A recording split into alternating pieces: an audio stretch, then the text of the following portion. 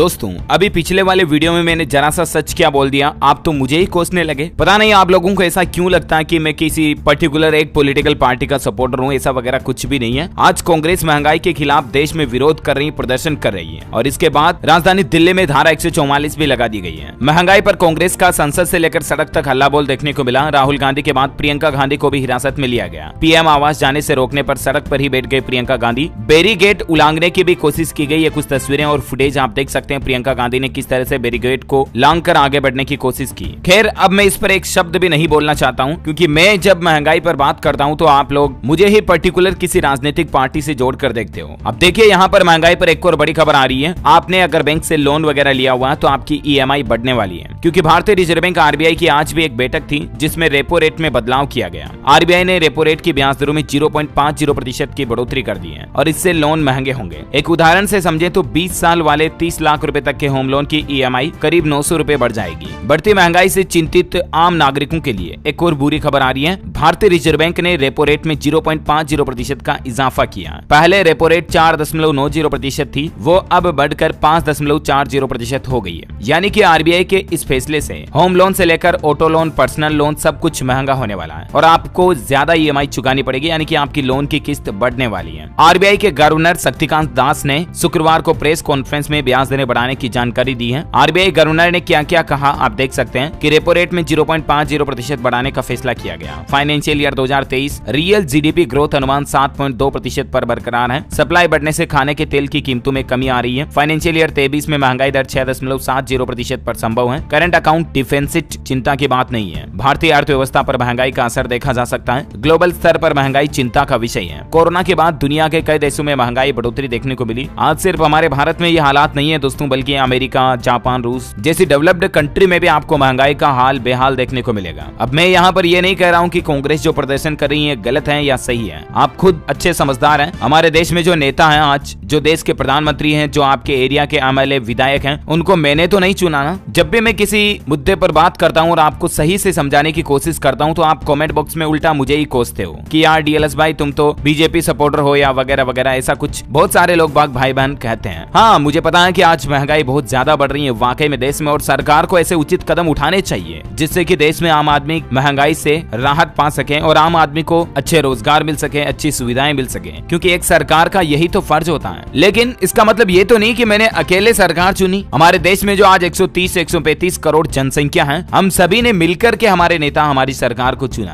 Right. तो शायद कहीं ना कहीं लगता है कि आपको व्यक्तिगत रूप से मुझे कमेंट बॉक्स में इतना कुछ नहीं कहना चाहिए, आप अपनी मांगे उठा सकते हैं। खैर अब ज्यादा मैं पॉलिटिकल एंगल पर बातचीत करूंगा भी नहीं और कभी राजनीति का वीडियो आगे से डीएलएस न्यूज के ऊपर आपको देखने को मिलेगा भी नहीं। चलिए अपन बात करते हैं बैंक लोन की। जब बात हो रही है आरबीआई की इस रेपो रेट बढ़ाने के बाद बैंक के कौन कौन से लोन कितने महंगे हो जाएंगे, तो इस पर देखिए आप कि 20 लाख रुपए तक के लोन पर अब कितना ब्याज और किस्त आपको देनी होगी। 30 लाख तक के लोन पर और 50 लाख तक के लोन पर कितनी बढ़ोतरी हो जाएगी ईएमआई में, इनकी डिटेल्स आप देख सकते हैं। ब्याज दर अगर पहले 7.55% थी और अब 0.05% बढ़कर 8.05 हो जाती है, तो इस कंडीशन में जो कुल रकम आपको चुकानी होगी वो कितनी होगी? लगभग 20 लाख रुपए के लोन पर आपको 1.25 लाख ज्यादा चुकाने होंगे। 30 लाख रुपए तक के लोन पर आपको लगभग 2.25 लाख रुपए ज्यादा चुकाने होंगे और 50 लाख रुपए तक का लोन अगर आपने ले रखा है तो आपको लगभग 3 लाख रुपए ज्यादा चुकाने होंगे। Reserve bank of India RBI की तरफ से आज बैठक में ये फैसला लिया गया। ओके, उम्मीद है दोस्तों ये ब्रेकिंग न्यूज अपडेट आपको जानने मिला होगा। वैसे आप कौन से राज्य में रहते हैं मुझे नीचे कमेंट करके बताइएगा और आपके महंगाई पर क्या विचार हैं वो भी कमेंट में डिस्कस कीजिएगा।